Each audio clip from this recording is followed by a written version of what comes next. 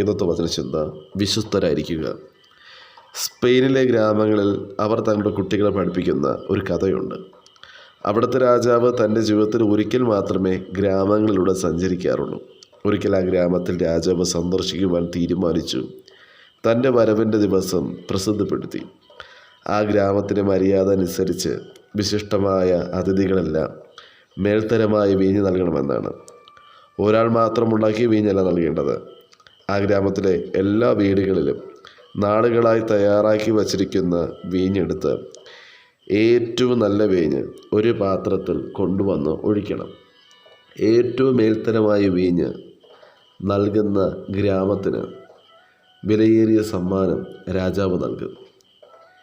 എല്ലാവരും പാത്രത്തിൽ വീഞ്ഞെടുത്ത് ഒരു പാത്രത്തിലേക്ക് ഒഴിക്കുമ്പോൾ രാജാവ് ചെറിയ ഗ്ലാസ്സിൽ നിന്ന് രുചിച്ചു നോക്കും. മേൽത്തരമായ വീഞ്ഞ് ഏത് ഗ്രാമമാണോ കൊടുക്കുന്നത് ആ ഗ്രാമത്തിലായിരിക്കും, ആ കുടുംബത്തിനായിരിക്കും സമ്മാനം ലഭിക്കുക. എന്നാൽ ആ ഗ്രാമത്തിലെ ഒരു കുടുംബം ഇപ്രകാരം ചിന്തിച്ചു: എല്ലാവരും നല്ല വീഞ്ഞ് കൊണ്ടൊഴിക്കുന്നുണ്ടല്ലോ, അതിനാൽ ഞങ്ങൾ വെറുതെ ഞങ്ങളുടെ വീഞ്ഞ് കളയണം. വീഞ്ഞുണ്ടാക്കുവാൻ സമയവും ചിലവും ഏറെയാണ്. നമുക്ക് നിറം കലർത്തിയ വെറും വെള്ളം അതിനകത്തൊഴിക്കാം. നമ്മുടെ ഒരു പാത്രം വെള്ളം ഒരു മാറ്റവും വരുത്തുന്നില്ല. വീഞ്ഞിൻ്റെ ഗുണമേന്മ തിരിച്ചറിയാൻ കഴിയത്തില്ല. നമ്മുടെ ചെറിയ അളവിലുള്ള വെള്ളം ഒരിക്കലും വീഞ്ഞിനെ ബാധിക്കുകയില്ല. ശരിക്കും പറഞ്ഞാൽ ഈ ചെറിയ ഒരു കള്ളം ഒരു രീതിയിലും ആരെയും ബാധിക്കുകയില്ല. അവർ ആ പാത്രത്തിൽ അവരുടെ വെള്ളം ഒഴിച്ചു. ആരോടും അറിയാതെ വീട്ടിലേക്ക് മടങ്ങി. രാജാവ് ആ ഗ്രാമത്തിലെത്തി. ഏറ്റവും ശ്രേഷ്ഠമായ അതിഥി സൽക്കാരം. ആ ഗ്രാമത്തിലേക്ക് കടന്നു വന്നപ്പോൾ ഗ്രാമവാസികളെല്ലാം ഒരുമിച്ച് കൂടി അന്നത്തെ വിരുന്നിൽ ഏറ്റവും ആകർഷണമായ വീഞ്ഞുപാത്രം രാജാവിൻ്റെ മുമ്പിൽ കൊണ്ടുവച്ചു. രാജാവ് ചെറിയൊരു ഗ്ലാസ്സിൽ വീഞ്ഞെടുത്ത് രുചിച്ചു. പക്ഷേ അത് വെറും വെള്ളം മാത്രമായിരുന്നു. എന്താണ് സംഭവിച്ചത്? രാജാവിൻ്റെ മുഖഭാവം മാറി. എല്ലാവരും ശ്രദ്ധിച്ചു. അന്നവിടെ എന്താണ് സംഭവിച്ചത്? തികച്ചും മാനക്കേടായി. ഏറ്റവും നല്ല വീഞ്ഞു കൊടുക്കേണ്ട ആ ദിവസം ആ പാത്രത്തിൽ വെള്ളം മാത്രമായിരുന്നു. ആ പാത്രത്തിൽ എങ്ങനെയാണ് വെള്ളം മാത്രം നിറയപ്പെട്ടത്? പെട്ടെന്ന് എല്ലാവരുടെ മുഖത്ത് നാണക്കേടും കുറ്റബോധവും കൊണ്ട് നിറഞ്ഞു. എല്ലാവരുടെ മുഖവും വാടി. അവർ കുനിഞ്ഞു നിന്നു. കുറ്റബോധത്താൽ അവരുടെ ഹൃദയം നിറഞ്ഞു. യഥാർത്ഥത്തിൽ ഒരു കുടുംബം മാത്രമല്ല ആ വീഞ്ഞു പാത്രത്തിൽ വെള്ളമൊഴിച്ചത്. അവിടെ വന്ന എല്ലാവരും ഒരുപോലെ ചിന്തിച്ചു. അവർ എല്ലാവരും ഒരേ രീതിയിൽ ഓർത്തു.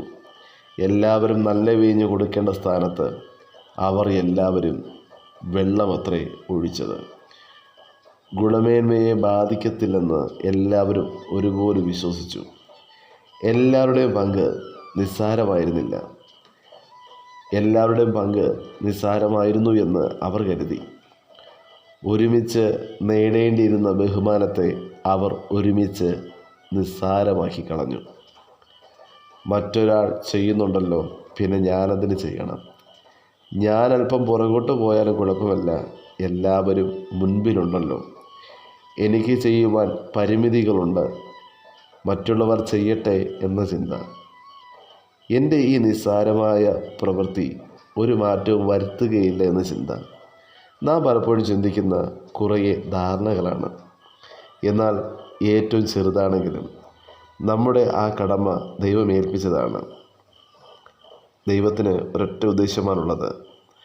നാം ഒന്ന് പുറകോട്ട് പോയാൽ അവിടെ വരുത്തുന്നത് ഒരു വലിയ വിടവാണ്. ചില മതിലുകൾ പണിയുവാൻ ദൈവം നമ്മോട് ആവശ്യപ്പെടുന്നത് ചിലപ്പോൾ ഒരു ചെറിയ കല്ല് പിറക്കി വയ്ക്കുവാനാണ്.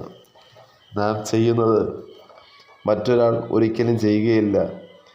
നമ്മെ ദൈവം വിശ്വസ്തനെന്ന് എണ്ണി ഏൽപ്പിച്ചിരിക്കുന്ന ശുശ്രൂഷകളും ദൗത്യങ്ങളും നാം തന്നെ ചെയ്യണം.